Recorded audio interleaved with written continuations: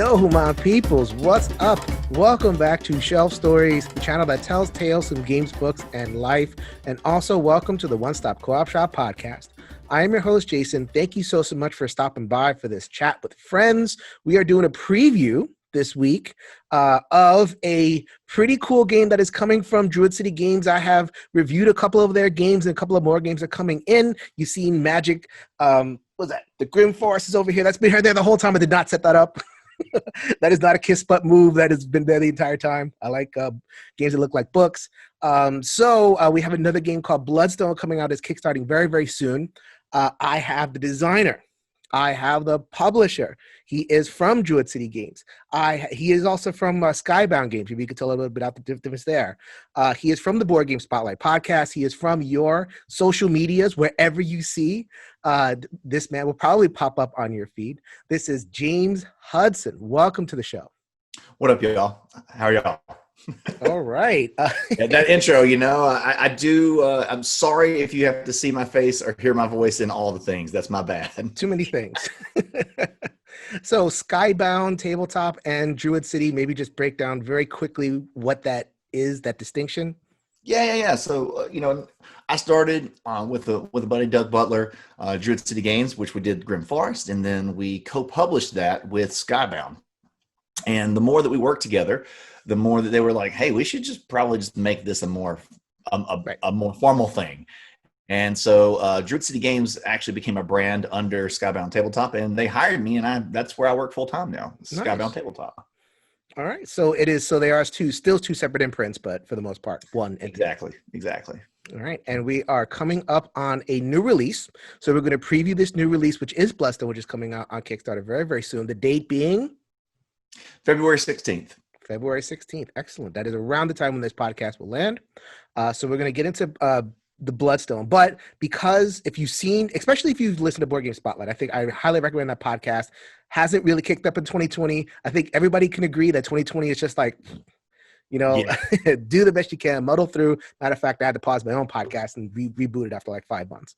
Sure. So that's just, the way it goes. But if you have any chance to go into the back catalog, you know that it's a very reflective podcast. It's a very kind of, it's a good look at the industry and different trends in the industry. So I'm going to ask a couple of questions about where the industry is going after. But we're here to do business. We are here.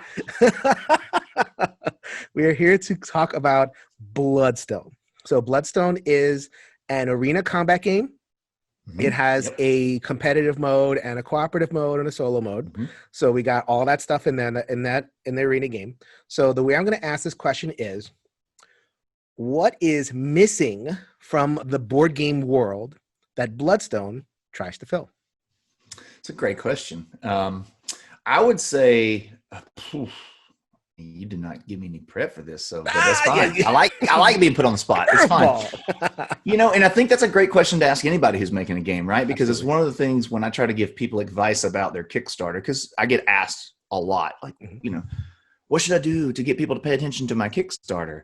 And, my number one answer to that now is make something people have to pay attention to, because so many of the games that are launched on Kickstarter are just so samey, and I have backed over 900 Kickstarters myself. You can't see the shelves back here, but it's filled with Kickstarters. Mm-hmm.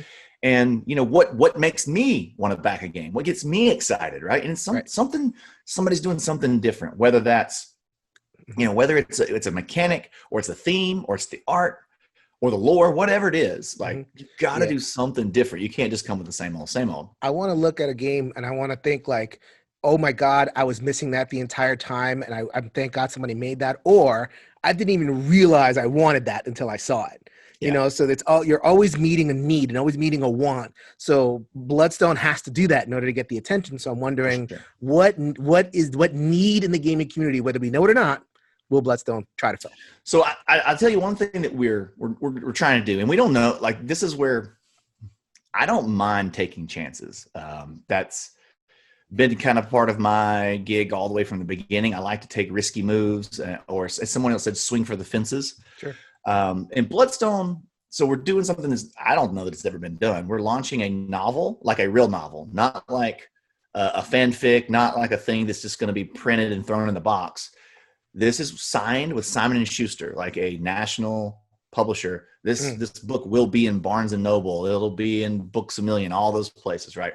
We had to hire a author to help us write the book, and that stuff's not cheap. Like, there's a big expense with that. We're launching a novel with the board game. Now, I know there have been board games that have become, had novels written about them, say like Warhammer, or there's been the opposite, like Scythe, where it was a novel and then we made a board game, but never together, not the same time as you can get a novel and read the story along with play the game. And one of the reasons I wanted to come to Skybound is they're based in LA. They're based under, it's Robert Kirkman's company, from the creator of The Walking Dead. And they have a lot of connections in TV, film, video games, comics. And I want to see board game IPs go into multiple channels. And I think that's one of the big things that could really elevate board games, right? Is to start getting our games, our love. I'm like an evangelist, for board games. I'm like, how do we get more mass appeal for board games? We've got this secret. We know it's so good for our families and our friends and our relationships to play games together. How do we share that with the world? And it was one of the things that excited me about coming to Skybound. So I would say this is like the biggest swing of the fence, right? Like, there's been, if anybody's seen our narrative trailer that we did, it's fully animated. It's original song and score, sound effects, professional vocals. It's a word that I saw it and you linked it to me. It's a word that I can't say on a family-friendly channel, but the initials are BA. So fill in the gap on that one. Well, and so I've got a lot of influence. I grew up a Warcraft nerd. I'm a Blizzard fanboy and played a lot of Diablo 2, StarCraft. But World of Warcraft was one of those things that, like, I flunked out of college because of, and don't do that, kids. If you're listening, don't do it. But you see them when they're getting ready to launch a new expansion or release a new game, they hook you with a narrative. Trailers. They drop these incredible animated trailers, and you're just like, I just watched a 5-minute movie and I loved it. Right. And that's what I wanted to do with Bloodstone. So that's what the narrative trailer, that's what its attempt was. And just so people know, that was 10 months worth of work for a 3-minute video. And not cheap. Definitely not. And so now I understand why we don't get to do it in board gaming too, because our margins. No, this is a rant that we don't have to get into right now. It's okay. It's all good, it's man. Probably another episode. We get under the hood on this one. If you want to go ahead and scratch that itch a little bit, go ahead. Well, I say this, and somebody's going to put it on a T-shirt one day. But like, nobody in board games is driving Lambos. Nobody's getting filthy rich with board game margins, and so. It's a thing that you do because you're passionate about it and that you love it and you want to make a living doing the thing that you love. Nobody, I mean, even the Asmodees, sure, they're probably doing fine, but this isn't video game money, right? Like, we just don't have that volume. So anyway, it's a thing where, I always talk about supporting the small indie publishers. In the grand scheme of things, I see these threads online all the time with like, why does CMON still go to Kickstarter? They're such a huge company. CMON is not a big company. Like, for board game, relatively, board games, yeah, sure, they're big. But in the grand scheme of things, as far as like financials and P&Ls and all the really boring stuff, they're not a big company. You could look them up. They are publicly traded on the Hong Kong Stock Exchange. You can see exactly chapter and verse, what volume they're doing. And it's, relative to Druid City Games before a merger, it might be something impressive, but, look at the rest of the companies on at that exchange. And when you look at the way that businesses have to function with cash flow and P&Ls and stuff that I find extremely boring and I hate, and part of the reason why I also wanted to join another company, so there's other people in the company to deal with that, not me, is like, we're not big companies, and we do need, and crowdfunding does serve a great purpose for us to be able to front end load and mitigate our risk for projects. It also just allows, and this is just a practical thing, like if I'm making a game that's going straight to retail versus a game that's going to be crowdfunded, their component list, the amount of stuff that's in the game is different, because you don't have that mitigated risk for a straight to retail. So you have to make it work at exactly the MSRP that you set of that. And you can't go over at all. Whereas crowdfunding, you're like, I can make you a deluxeified experience. We can add in all this extra content that we've got made and dreamed up. Like, I've got tons of stuff dreamed up for Bloodstone that even in a crowdfunded way, I'm like, well, I mean, I guess if we hit this volume, we can add this. Where the stretch goal originally came from, not this gamified thing that we have now. Yeah, where it's like a chopped up version of the game. We're going to stretch goal that out. That's not. But even in that, let me just go ahead and counter that a little, because even though I was the one that kind of said it to begin with. But even there, the things that you've put in that you're taking out to then gamify with stretch goals wouldn't be in a straight to retail release. So if you look at the game as you would get from CMON, if they released it straight to retail, all that content, all those expansions, obviously some of the deluxeified components, they wouldn't be there in a straight to retail, because it doesn't make sense.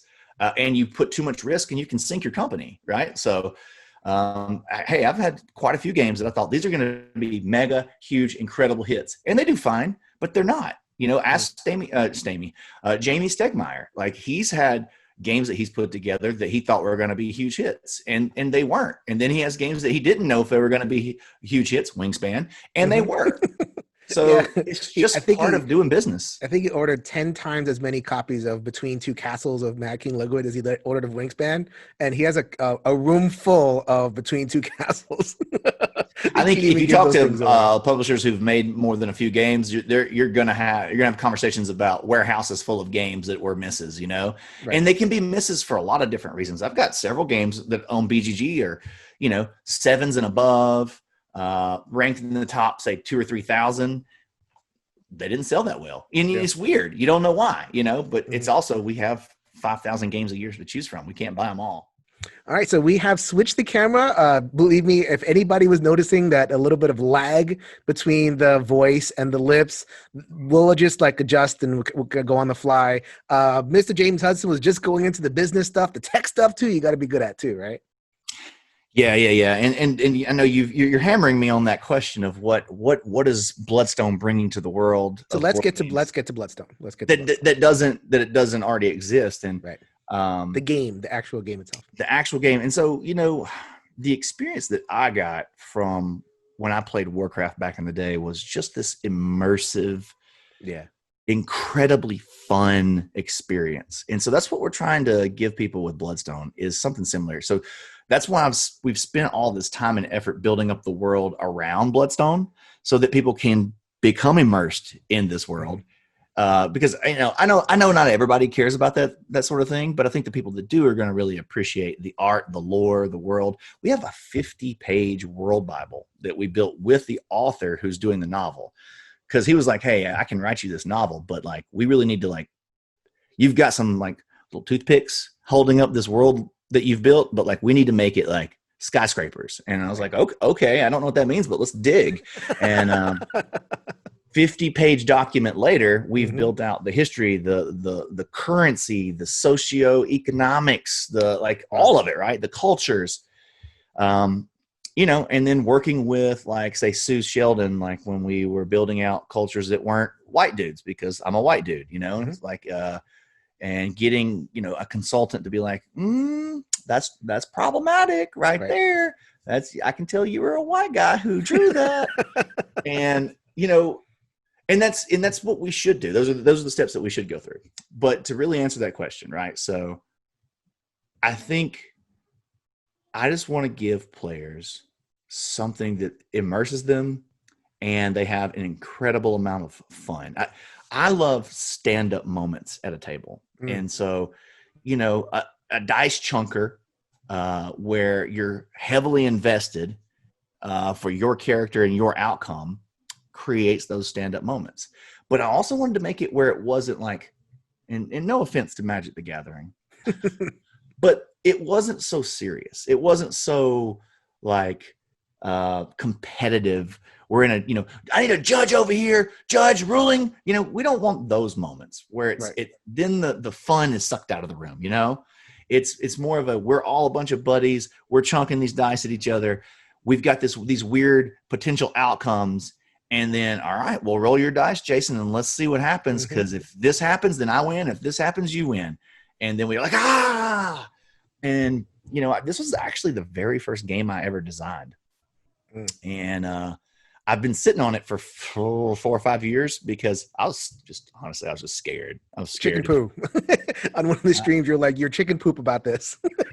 For sure. Because it was just, in my head, I built it up to where it is now. And I knew if I launched it 3-4 years ago, I wasn't going to be able to pull it. I didn't have the resources. I didn't have the experience. I didn't have the teammates, And so it's also why I'm extremely nervous. I think I've put all this weight on myself.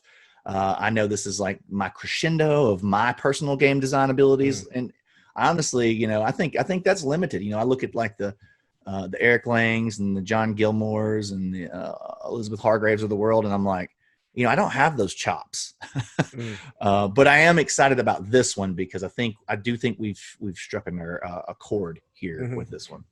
Let's get into the theme. I'm a theme first gamer, and then we can get into the mechanisms, especially the dice. But we'll get to that. Theme. So you are in a gladiator combat, and I'm going to try to get this off of the trailer that you saw. Now, I'm going to link the trailer in the show notes, so you can go ahead, pause the video right now, check out that trailer. It is very, now that you say that, it is very World of Warcraft. It is very like, Burning Crusade is coming out. We're going to see Illidan with the big old axes, Wrath of the King, Lich King. We get Arthas and the frozen ice and whatever it is, and you get the dramatic music. You're currently speaking my love language right now. Just keep going, don't stop. Just keep going. And then the pandas came out. I didn't like that trailer so much. No one liked the pandas. No one liked the pandas. Speaking of cultural appropriation, we're not digging pandas right now. Anyway, so, but that whole so the Bloodstone trailer, right? So what I got, I didn't just get a cool scene.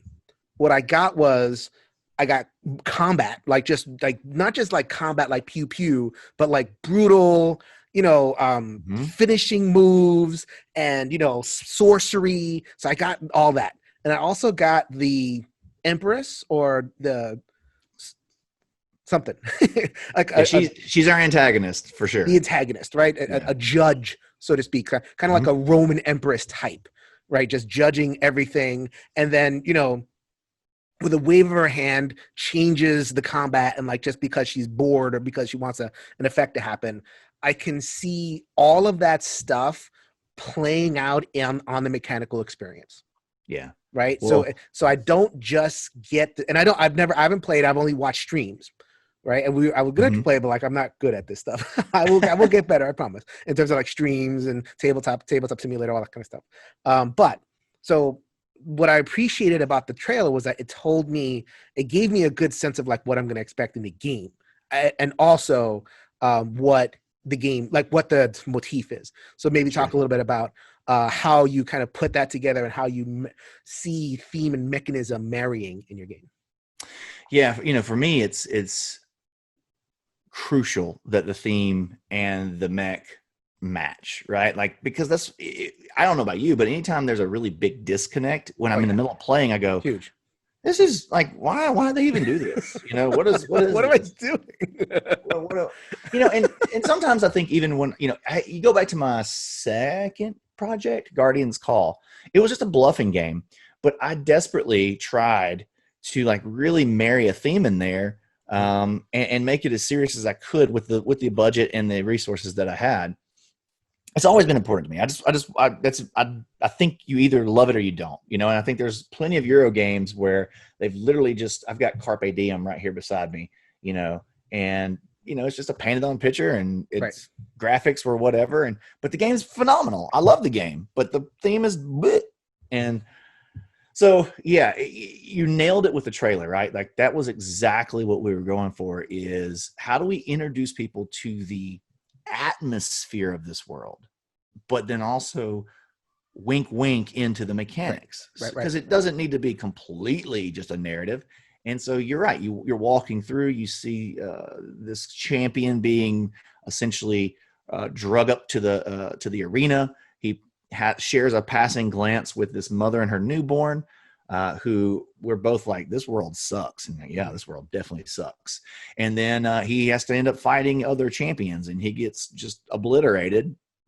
And, Vanera, our high priestess, she's actually now the queen because she established a coup and overthrew the king and had him essentially killed. But then she has the Bloodstone. The Bloodstone is this magical artifact that no one really understands, but it's been around forever, and it has caused ruin in the world for as long as anyone can remember. But it had been like stuffed away in this monastery. This sect of monks was able to essentially use their inner song to calm its call to other people. And for a long time, people had known peace. Well, not anymore. Vanera came and raised the monastery, took the Bloodstone, and now is being bad. She's bad.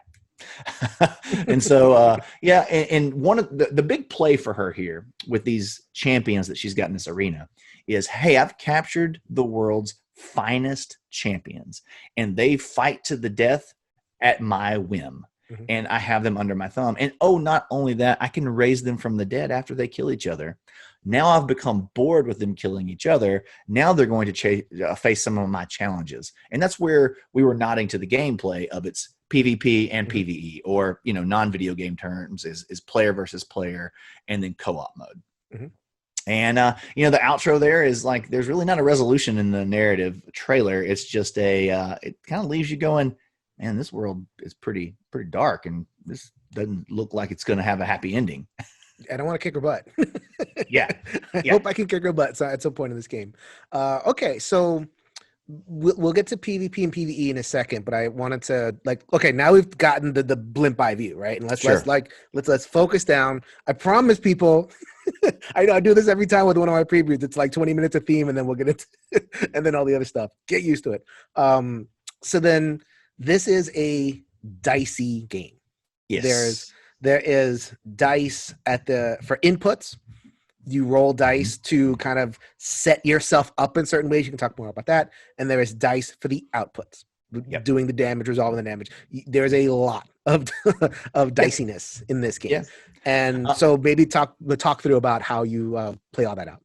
Yeah. So I think one of the coolest thing, the core inspiration that I had was when each player is asymmetric, has their own set of abilities, own set of custom dice. And custom mm-hmm. dice are kind of like a two-way street. Sometimes I can roll some of my custom dice because it's my own ability that buffs me. And then sometimes I have dice that I put into your hand, Jason, that's either it's messing with you, doing damage to you, or it could, if it's co-op, it's buffing you. If it's PvP, it's not helping you, right? Right. And so it has this cool thing where, like, sometimes you'll pick up your hand to roll on your turn, and you've got all your dice, but then you've got 2 or 3 other dice from other players that do these other effects, and you're like, I don't know what's going to happen with this combination of things when I roll it. So let's just see what happens, right? And it feels good. It feels good to say, I'm playing Vrock the Barbarian. He has this bleed effect, these bleed dice. And so when I hit you, I leave a bleed dice in your hand. So every time you roll in the future, you're like bleeding out health over time. And then I'm absorbing it for blood energy, which that's a whole nother mechanic that we might get there. But so you've got these things that I don't know another game that does something like that. And so for me, that was another, what are we bringing that's new? If it's not a new thing. Yeah. A lot of Rita games, they just have dice for the output. Yeah. I'm thinking like Hoplomachus has a custom dice system. Hoplomachus from Chip Theory Games, their first game's Arena Combat game. The outputs are dice, and it's custom, and there's not, you're not at the wins and everything, but when you're inputting, when you're setting things up, it's just, what am I going to do on my turn? For the most part. But and so if you're listening to this right now and you're like, oh God, RNG, I hate mm-hmm. dice. This is just going to be a dice chunking RNG fest. The other half of the game, or the other big bucket, is our initiative cards in our hand, and they're highly, highly strategic, and they're multi-use. And so you're going to have these moments of this determines my speed when I'm going to go in the round, but it also has an ability attached to it. And so I can maybe get some dice into my hand or force some dice out that is strategic, right? But then there's this exile system where I can permanently throw this card away and get a very powerful effect, but I only get it this one time. Is this the right time to do it, or would it be better to wait? And so, I feel like it's balanced in a way. Like we've already been taking playtesters. We've already been getting feedback from people who've played games like Hoplamaka. Getting the redneck from Alabama to say words like Hoplamakas is great. I did it. Hey, man, Alabama's 49th in education, and I am just a byproduct, unfortunately. Is that the Jeff Foxworthy line? You don't want your brain surgeon to talk like this. Exactly. Well, our state motto is thank God for Mississippi, just because they're 50th and everything. We love Alabama. We love the South here. I do too. We're just kidding around. I'm not kidding. So you get what I'm hoping is going to be for most players both, and having these playtesters come in and say, hey, I play arena battle games, and hey, this is where your game falls short to this game or that game, and we're taking that feedback and we're reiterating and adjusting, because that's where we're at. Sure. I was actually talking to someone recently, and they were like, I'd like to get a prototype, and I want to write a review, like not like a preview. I want to review your game. And I'm like, I get where you're coming from, and I see why you would want to do that, but the game's not done. It's not ready. And so you would be reviewing something that is just a bucket of what it could be. And a big part of the process, at least if you're a game designer or a game maker out there listening, get playtesting in as soon as you possibly can. Mm-hmm. I think in the past I waited too long. And then sometimes you might get a good idea, or you might get good feedback that you're like too far down the line in the process. You've already made art. You've already done things that you can't come back from. And then you just push it forward as it is. Whereas like now we're getting this playtesting in now, and people giving us that feedback. I got a scathing review from a playtester. And, initially your ears burn and you're like, how could you say such awful things about my baby? My baby's not ugly. This baby's cute. And they're like, no, that baby's ugly. And once you get past the emotions of it, right? And you go, okay, well, where's the truth in what they're saying? And yeah. This is still highly subjective, but where's the truth? And then you apply it and you try to make adjustments. That's what professionals do. You got to be able to get around your emotions and go for it. So, you've got dice, you've got input, output on those dice. You've got a lot of options. But at its core, there's not a lot of like line of sight or defensive stuff. It's a meat grinder, especially on the PvP side. We're chunking dice, we're punching each other, we're setting off ultimates. You're making these social contracts at the table, because it's a lot of times it's last person standing. So it's like, well, Jason, you and I have been like pounding on each other, and this has been fun. But like Billy over there and Sarah over there, nobody's touched them. Like they're just going to win if we just keep knocking each other out. So and it's not in the rules, right? Like these are just things that the players that I've watched over 5 years, like these social contracts are made, and then they're broken, and it just ends up being a highly interactive session. So you're getting into the PvP. Is there player elimination here? Oh yeah, there is. But because the way those social contracts work, typically everybody's health kind of lowers together, because again, you'll see, hey, we haven't hit the paladin, and the paladin's at full health. And if we don't start attacking the paladin, we're going to here's the free win. Here's your free win, Right. And so you might be out around maybe 2, but the game's so fast, it's not a big deal. And typically you're invested in what just happened. So you're okay watching the conclusion of this session, So and the sessions last how long? Like each individual battle? It depends on player count, but I would say, probably 20, 30 minutes is a PvP. Oh, wow. Is a PvP match. Yeah. If you've got a big player count. Now here's the thing. You can play 8 players in PvP. There's no reason that every single player can't be put in there. I've only actually played it with 7. We haven't played it with 8. But I don't really see 8 being that much different than 7. It's chaos. It was fun chaos, but chaos nonetheless. It's like Scythe. Like you can play 7, 8.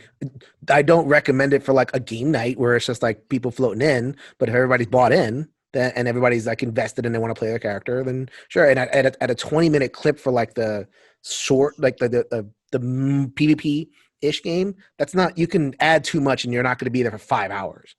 Right. And, there could be a game that's set up on the side table and is a nice filler in between games while you set up your other games, or while you wait for everybody to get there on game night, things like that. That's what I hope. You never know what people are going to use it for. But Right. yeah, if you're playing 7 or 8 players, it's not going to be 20 minutes. No. So we are, this channel is focused on co-op and solo. So let's get to that side of the table. Sure. So was this game designed as a competitive game with co-op coming later, or was it baked into the design the whole time?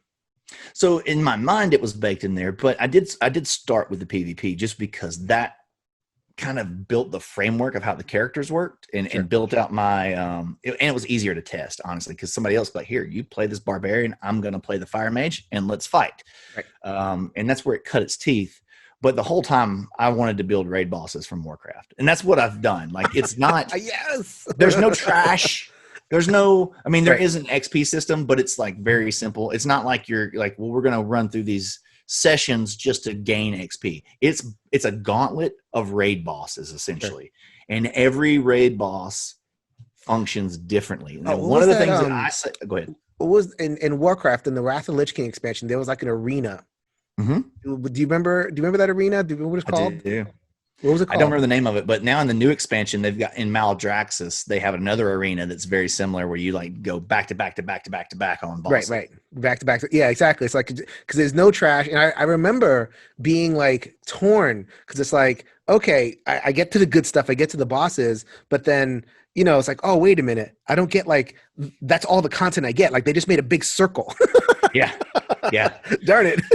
Yeah.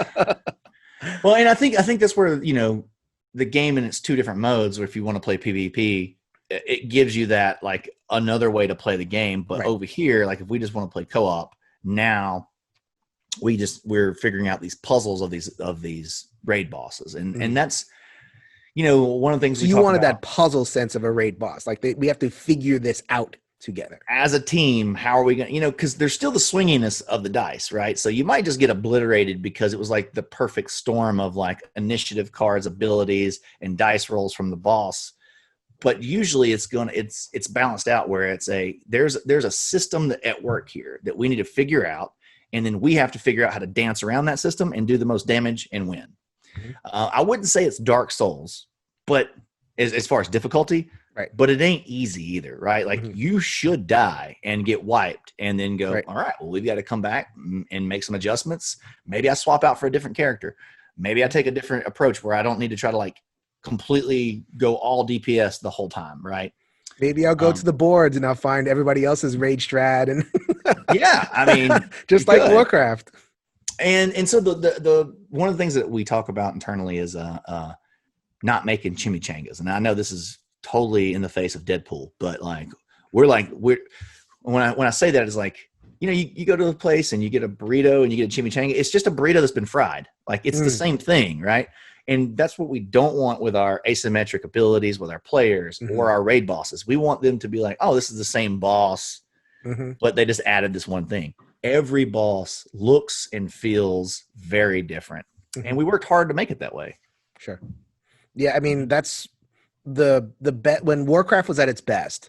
It was like you go to like Naxxramas, and I know if people haven't listened to World of War or don't know World of Warcraft, I don't really care. So because enough people have that they'll pop us like, ooh, I remember that. But like I remember because that was, to me, that's I was like the paradigm dungeon that they made, because the bosses were so different, and like there were so many like ways, like lethal ways that they could just take you out. It felt unfair, but then you figured it out, and it's like, oh, okay, they just don't stand. When it's that hard, though, it feels so good when you get the win. Like it feels like you've accomplished something, and that's what I love about any co-op, like Spirit Island. Like when you play it and you actually win, you're like, okay, guys, we earned that. That was tough. I don't, and I guess it depends on the player experience. Like there's, the crew, right? You're doing that together. You want to get to the next level, and there's nothing wrong with those being short and fast or whatever. So in this case, you set up your boss. You play the boss. If you're able to beat the boss, then there's some rewards. It drops some loot. The players get to decide who keeps the loot. Right. Y'all can make a DKP system if you need to, whatever you want to do to determine who gets loot. All old school Warcraft Raider friends are like, DKP. I hadn't heard that in a while. Oh my God. Do they even still do that anymore? My goodness. I don't think so. No, it's not needed anymore, though. Yeah. Not the way Warcraft works now. But and then there's also, it unlocks some things that actually move components from the co-op mode into the PvP mode to give you more variations of playing the PvP mode. And so, and then you're like, okay, cool. Let's turn the campaign manual. What's the next boss? Let's set it up. What does it do? Right. And it's easy to save and just come back. Well, all right, next week at game night, we've beat the first 3 bosses. Now we're on the 4th boss. And there's not like, I distinguish between collaboration and cooperation. So like collaboration is like talking through the strat, and then like, everybody does their own thing. It sounds like with like the borrowing of dice that you've actually put like mechanical cooperation in there. And so that's one part. Are there other things that you'd like to highlight in terms of making this a true cooperative game? Yeah. And so your initiative deck also changes face from that PvP side to now PvE. And so the mechanic here is like, in the order that we go as a team is important. And so you can't say, hey, I'm playing a 3, so somebody else play a 4 and make sure you go after me. But you can say things like, I'm probably going to try to go early this turn, or I'm going to go later. And the abilities will piggyback off that. So, your ability might say, I shield the player behind me from 5 damage or in front of me in that turn order. So you, like I said, you can't tell people what you're doing, but you're like, okay, they've already played their 2, their 5, and their 6. So they've got their 1. Okay, so if I play my 4, they're probably going to be in front of me. So someone's going to get this ability. You may not know exactly who's going to get the ability, but you're going to give it to somebody on your team. And that also, pinging back full circle, leans into the theme of the game, because these champions have been forced to kill each other in this arena combat. They're not going to be the Avengers. They're not going to be a well-oiled machine that's like the perfect team, right? It's what's John Gilmore's co-opetition. It's a very, edgy, like, we're working together, but it's because we've been forced to, not because we like all agree on everything. Right. And so this guy, you've got the cards, you've got the dice that can aid each other, that you give each other, and then that you also throw onto the bosses and the monsters that you're fighting. So there's quite a bit of strategy, and I think a lot of times you're going to be like, hey, all right, so let's pause between this round. All right, we're getting crushed right now. What is this thing doing to us? Oh, I see. It's got this thing where it's, this aura keeps getting bigger, and if we don't keep it down, then we're going to get, So I think that's what's going to be the fun part for the co-op side, is just figuring out that puzzle and then working together to beat it. And will solo be possible? Solo will be possible. And so like right now we're in heavy dev of that part. We're working with Sin and Jesse. I don't know if everybody know Sin and Jesse Wright, who are they've designed all kinds of stuff. Sure. But they're also a powerhouse dev team. And so they're going through, they're deving, they've put their hands on everything in the game, made their suggestions, which again, I would highly recommend people that are making games out there to outsource some dev, even if it's light dev, even if it's just like getting somebody to consult and say, I played through and here's the things I think that are problematic, or the things that you're going to have issues with. But we brought them in to do heavy dev because, I trust them. I know that they're great and they're talented. So Jesse right now is putting some heavy hours in on the solo, because he knows he plays a lot of solo, and he also knows what people want out of a solo experience. So yeah. Nice. All right. So we've covered co-op and solo, we've covered dice, we've covered theme. I think we've done a pretty thorough job. Is there any other big selling point that you would like to cover before we move on? This is something that in my mind, it's a 3-game arc. It's a 3-novel arc, going back to that novel that we talked about before. So, I just hope that people at least just check it out, and see if this resonates with them. I understand this is going to be a very expensive game. It's got big, highly detailed minis. It's going to have like 100 custom dice. It's got some big components. So I understand if it doesn't fit budget-wise for people, but overall, if it strikes a chord, I hope people get into it, and I hope that we're able to build an IP out of this, because again, one of the things I hope to do here at Skybound is, like, can we turn this into a Netflix show? Can we turn it into a video game? I want to be able to do all those things. Like we've got that same momentum with, say, Tidal Blades, right? Like we had people reaching out to us saying, hey, would you be interested in turning this into an animated series? And we're like, wow, yes. But that's also a lot of work and a lot of infrastructure. So there's things that have to happen first. So right. Yeah, I'm hoping to build, like Blizzard, these pillars: Grim Forest, Tidal Blades, Wonderland's War, Bloodstone, things that we keep coming back to, that we grow our appreciation of.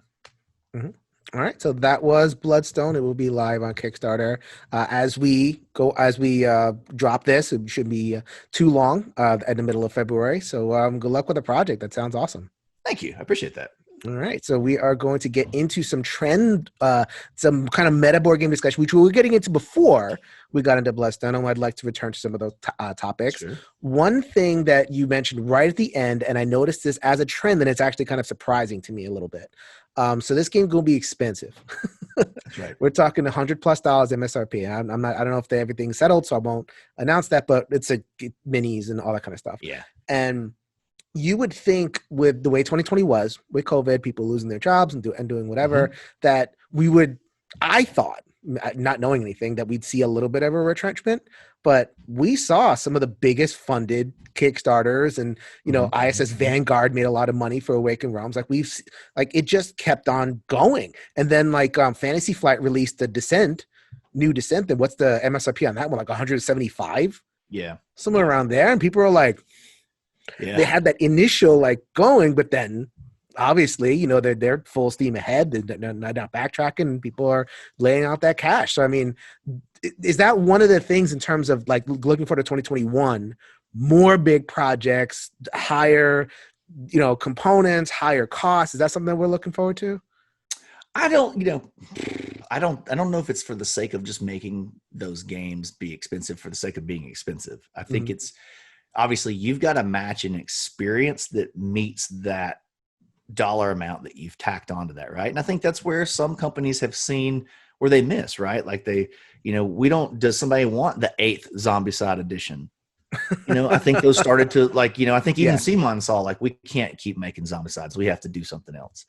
And so, if you're asking somebody for, triple digits for just the base game, you better bring an experience in an amount of hours of gameplay that matches that investment. And so I to kind of talk to you about your point, though, I think it's been interesting to watch.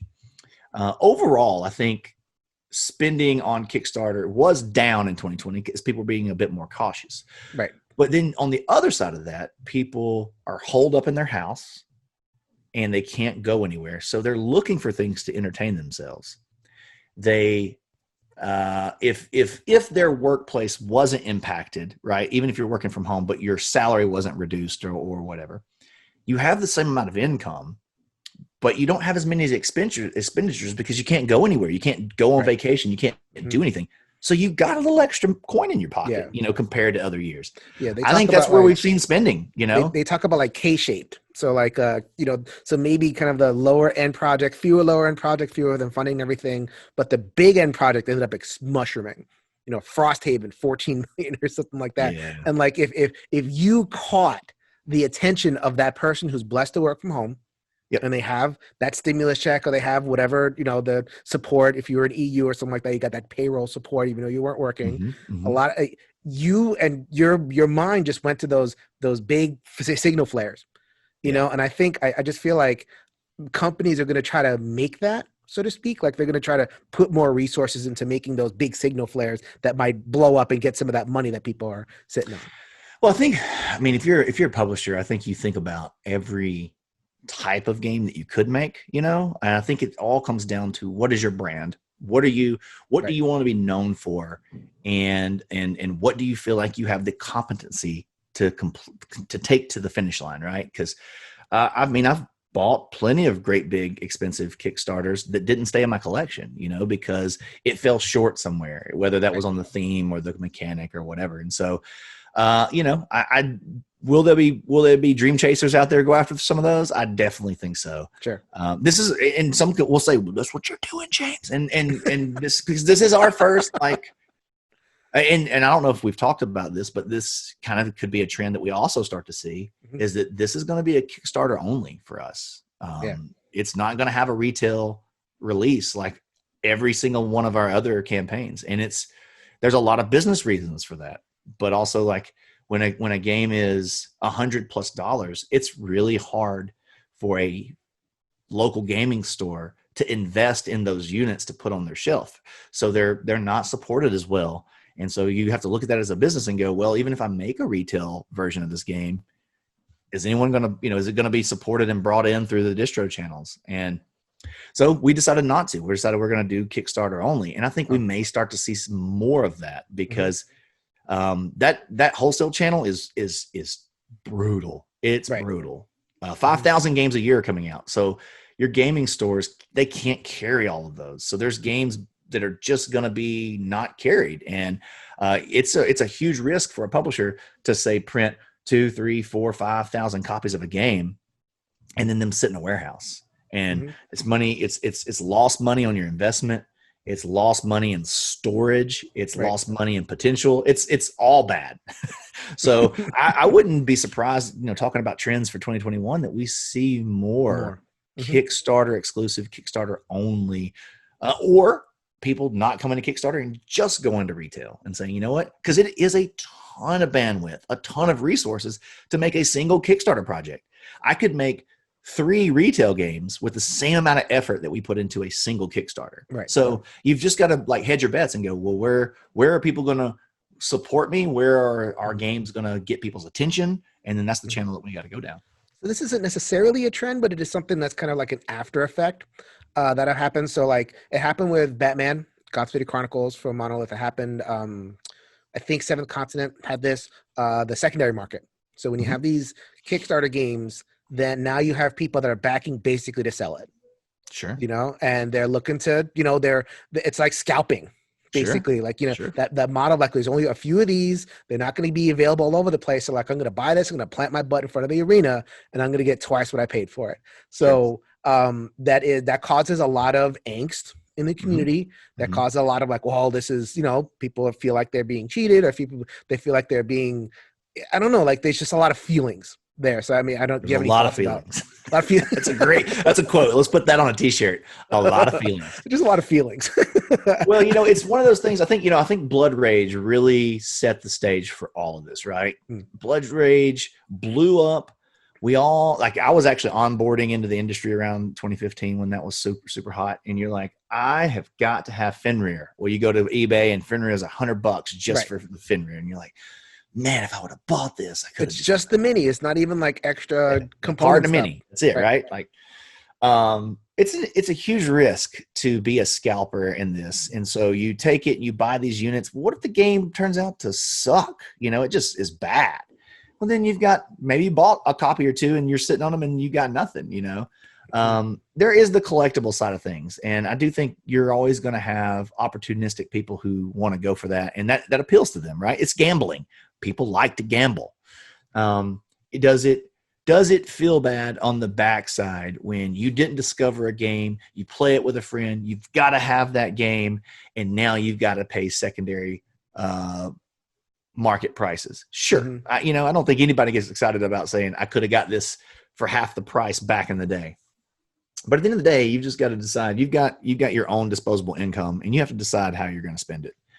I don't think there's any way to get around the collectible side of things. I mean, we see that in comics, toys, whatever, right? Like I still cry about the comics, some of the comics I threw away as a kid, and some of the toys that I had that, like, you see, like, I had that toy. I could get $10,000 for that stupid Ninja Turtle Kung Fu grip thing, and you're like, dang it. But I don't have a solid answer for that, but it exists, and I guess like as a publisher, because like obviously as a gamer, we get our feelings, and we don't like to have our feelings hurt, blah, blah, blah. But like, is there ever a point where a publisher sees that and says, there's so much angst in the community that this whole Kickstarter only thing isn't really worth it?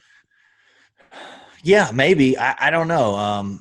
What I hope is that we make a fair presentation and give everybody access as best we can.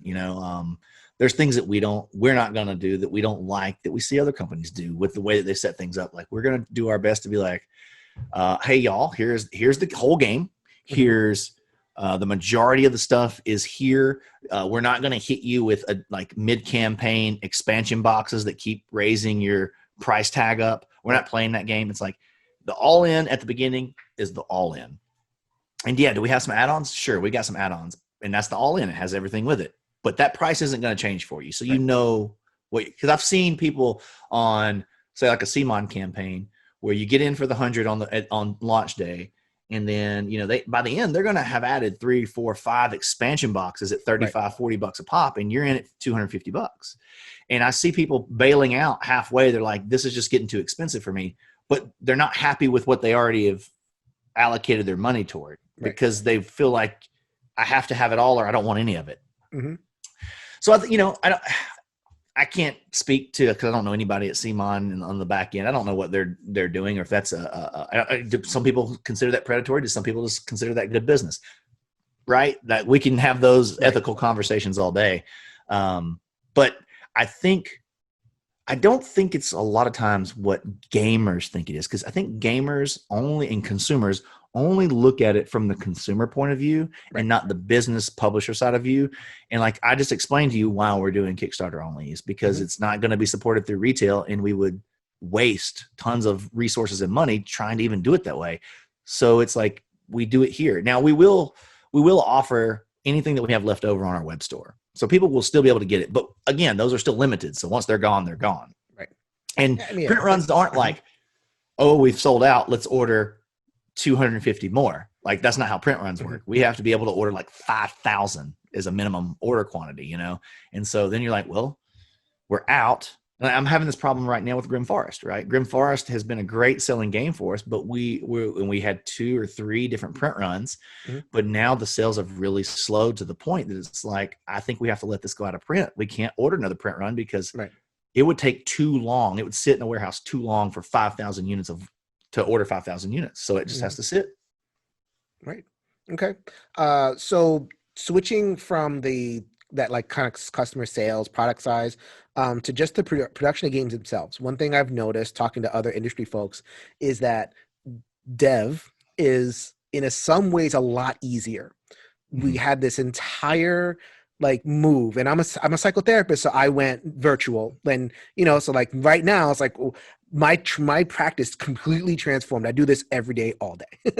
This thing. And so we had this, and I was forced to learn, and all of us were forced to learn that, or else sink or swim. So then in the game design and development world, tabletop simulator. And now we can, like, everybody learned it. Just like, okay, now I got to learn it right now, or else that's going to happen. And so what I'm hearing, and maybe, I don't know if you noticed this, is that because like the barrier has kind of come down on like certain aspects of, design and development and contacting people and getting the word out and, all that stuff, that we might be in store for like another kind of boom in like, new games and, new things, because now I don't have to bother people anymore. Now I could just like, I have a Discord. I can send out some feelers somewhere who's up for it. Okay, we're going to play test it. Da, da, da, da, da. So is that something that you think might happen? Absolutely. And I'm probably the perfect person to talk this about because before COVID and before, quarantine, I was like a staunch anti-digital TTS gamer. I did not want our games on there. I still don't want our games on there publicly. But I didn't want to, I want that physical analog experience at the table.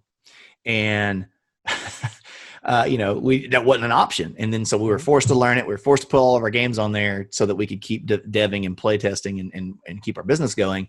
And now I'm like, I don't even know why we did it the other way before. But I feel so bad. Every single stream that I've seen with you, you have the Bloodstone and you have the TTS going, and you have like, the nights where you do the live streams and everything. And I'm like, man, I got to get this going, man.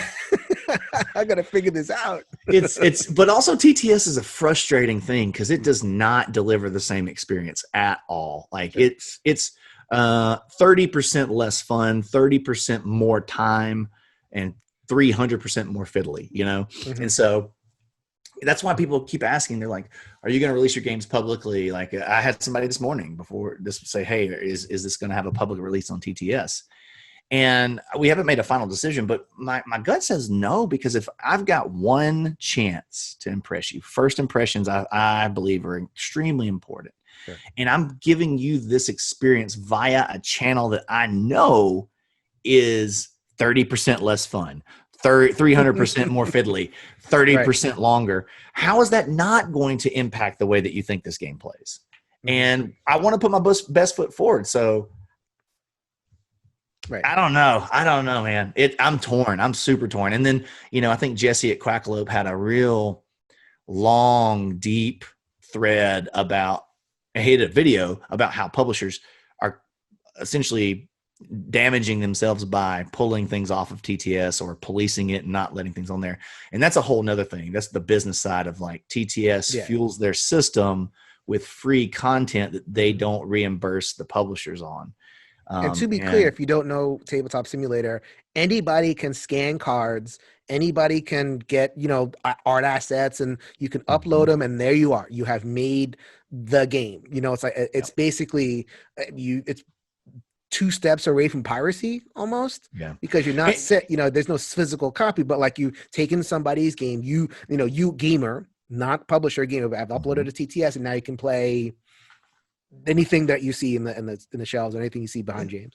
Yeah. And Jesse's point is in that video was that people who play that TTS version will go out and buy the physical copy because they want that as well. But he doesn't have any data on that. That's just a feeling, right? We don't know how many people play the game and then go, man, that game sucks, I don't want it. Right. But does it suck because they played it on TTS and because it's 30% less fun, 30% longer? So that's where I struggle. And to your point, like anyone can upload a thing. Well, what if their mod isn't the most fluid? Now you're representing my product with your version of how it might potentially play. And that affects the people who come across and play it. So that's why it's a problem from the publisher standpoint, right? Like you're representing my product without my permission and without my guidance. Do you appreciate it as a design and dev tool, though? Absolutely. And, whether it was TTS or whether it was Tabletopia or Board Game Arena, there's quite a few, right? Like as an online tool, it's invaluable at this point, right? Like I don't know how we would be going forward if we didn't. It also presents some really interesting challenges, Jason. Like we got ready to get Pebble Rock off to Pebble Rock Delivery Service, is a family game that we've got coming out actually this month. And it's pick up and delivery, by the way. And if you've got young ones, this is a game we designed for gamer parents. It's like you can play it with your kids, they'll play it, but you will actually enjoy it. So that was our whole crux. Okay. But it's different when you've built almost the entire game in TTS and you've spent all your time with this digital version. And then you're like, okay, well, we need to make a quick prototype to make sure everything looks and feels the way we think it will, analog version. And then you're like, wait, you start going through that process. And you're like, in TTS, you just hit this button and this thing does this thing. Well, that's not how it works in the real world. So these physical components have to work. And we had to make a bunch of on the fly changes to the physical because it just didn't fly the same way as it did digitally. So it presented new challenges. And again, same thing with Bloodstone, like getting these copies of prototypes and things ready that we normally would have just had or been in the process of has been totally different this time just because of quarantine. Okay. So those are the 2 big ones that I'm kind of on the outside. I'm a content creator. I don't have as much access as I want, but I'm really educated. I really want to educate myself, I should say. Sure. So are there any other kind of big short-term 2021 things that you see on the horizon for the board game industry as a whole? I think we're going to continue to see the digital convention model, obviously, because I don't think we're going to have physical. I mean, people are hopeful. Like PAX is still not. They're still hoping. No, I'm just shaking my head. It ain't happening, team. It ain't happening. You don't think? Okay, so we could pay. So what? PAX Unplugged happens in November. Yeah. Right. November, December, like Thanksgiving or whatever. Do you think that it'll happen in person at least some limited way? I'm holding out hope for PAX in Essen specifically because it's not in the US where everything's hot dog water. But also, who knows if Essen will even let us Americans come to it with how bad we're doing over here. That's my hope. I don't think Gen Con, any of the summer stuff, none of that's going to happen. We're not going to have things rolled out. I mean, if you've even tried to go get the vaccine at this point, unless you're high risk, like it's not even close to being rolled out for just a 38-year-old normal person. So we've got a lot of layers that, and rightfully so, that need it first. So hopefully maybe when the new administration comes in, there's some new initiatives in place that maybe we can roll things out faster. I think Biden announced that he wanted 100 million vaccine doses administered in the first 100 days of his administration. So if they're able to hit that mark, that's a third of Americans. Sure. So that's huge. So we'll see. There's just so many unknowns right now, Jason. I mean, so many variables and unknowns. But we were talking about virtual conventions, so like that's going to be a thing. I think it's going to have to be, right? I think Gen Con and the Gammas and the Origins and all that stuff, they've got to keep some momentum going. Something, yeah. So there's going to be something. I just know about you, but I personally have not been a big fan. I don't get engaged in those. No. So what I am interested though is to see how people know that, right? So how do they adapt? What are they going to do to make it different? Because, last year we threw these digital conventions together and they sucked and nobody attended them and they weren't fun. So what do we do different? Do we just keep doing the same thing again because we have to do something? Or do we try to iterate? Do we try to innovate and try to do something different? And a lot of them tried to reproduce the same structure. So like you had your virtual hallway and then you had people buying virtual booths. And I mean, is that the thing that we need to do? I'm not smart enough to figure out what else we could do, but like, is there something else that we can do to like not just reproduce a facsimile of, hallways and booths and all that? Right. Yeah, I don't know either. I would say I'm hoping people are looking outside of our industry and seeing what other industries are doing, seeing what's successful there and seeing what we can port in. But I don't think anybody's excited about those digital cons. So I'm hoping, that they don't just put their head down and just keep doing it, because we have to do them. Like we don't have a choice. Like you have to be there or people think you're out of business or that you're not relevant anymore. But I'd really love to see something fresh because it's going to be this way minimum another 6 months. Minimum through like lingering effects through 2021 is going to be kind of dribbling out there. Okay. So then I guess the ending on a possibly hopeful note. So you hear a lot and I try to like read a lot, like economics and stuff. I think every economist is looking at this as going, if we can kick this, we are in for a massive boom. You have pent up demand. You have all people have, especially if you have means, you have a lot of money saved up and you're just dying to find things, especially experiences. You want to, there are no experiences. So now we want to spend it on experiences, go on that vacation we've never thought of and everything. So there's pent up energy to just like live again and spend again. So do you feel like that could resound in board gaming where like we can get this kind of like, not like a golden age, but like, a real resurgence and people are just going to be, that the hobby is just going to kind of be on fire? I hope so. I hope so, because I also know not just for us, but other publishers, like you haven't seen a lot of, heard of a lot of publishers going out of business. Yeah, that's true. But I can promise you there are plenty that are on the edge, right? There's plenty that are like just holding on by the skin of their teeth and just waiting for things to come back. So if that boom does happen, I do agree with you. Like those experiences, we all want them. I know I'm itching. I'm like, I gotta go somewhere. I gotta do something. Right.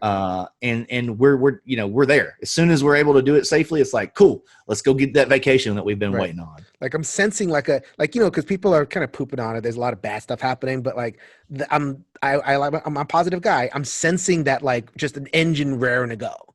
And yes. I think even if you don't have the resources, just for your sanity, you're going to charge it. You're going to, I got to go. I got to put this on the credit card. We got to go do something because we can.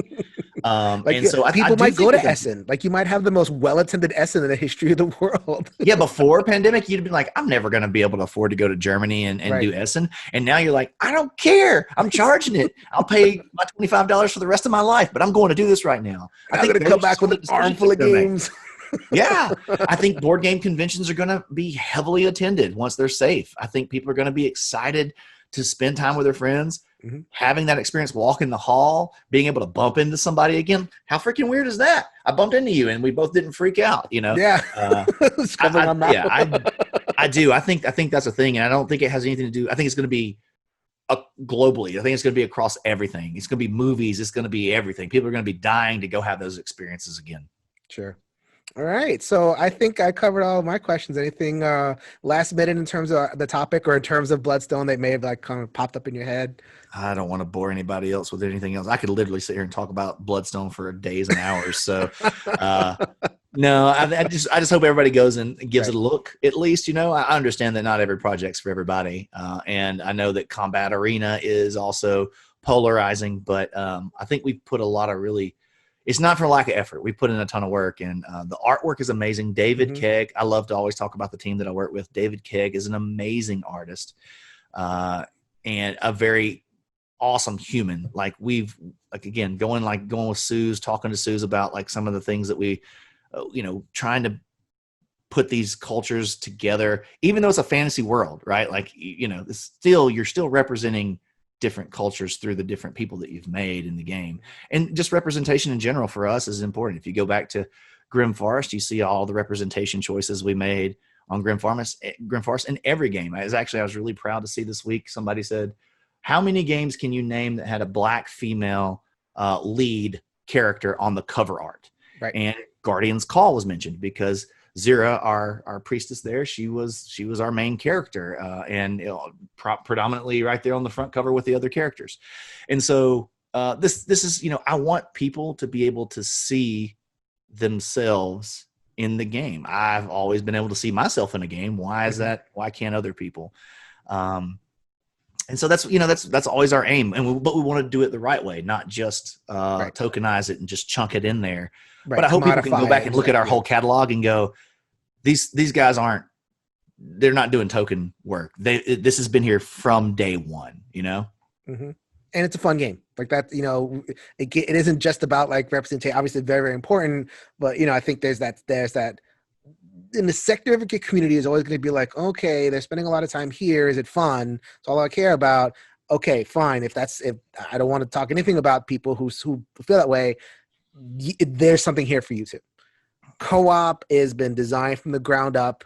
Envisioned, I should say, from the ground up. You get that raid boss mentality over here. You have, dice that are thoughtfully integrated. That's what I'm hearing. Yeah, it's not just like dice just for the heck of it.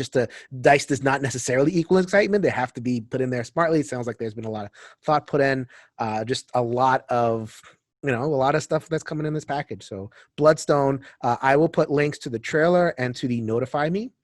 Because I'm sure that the whole notify me on launch thing is important. Jason, we also have a really cool promo page where you can get a custom D20 if you sign up with your email. Just all we do is add you to our newsletter. So we send out one newsletter a month about just Skybound Tabletop, but this is specifically for a launch notification for Bloodstone. It's a custom D20 that you'll get with your pledge if you end up getting the game, and it's actually a D20 that has the Bloodstone inside of it. It's a clear dice, but it has the Bloodstone inside of it. We've got an image of it on the page. It's bloodstonethegame.com. This was Mr. James Hudson from Druid Games / Skybound Games, and this was a latest shelf star. Hope that you enjoyed it. So this is Jason reminding you, if you can change your mind, you can change the world. So until next time, later, everybody. Bye.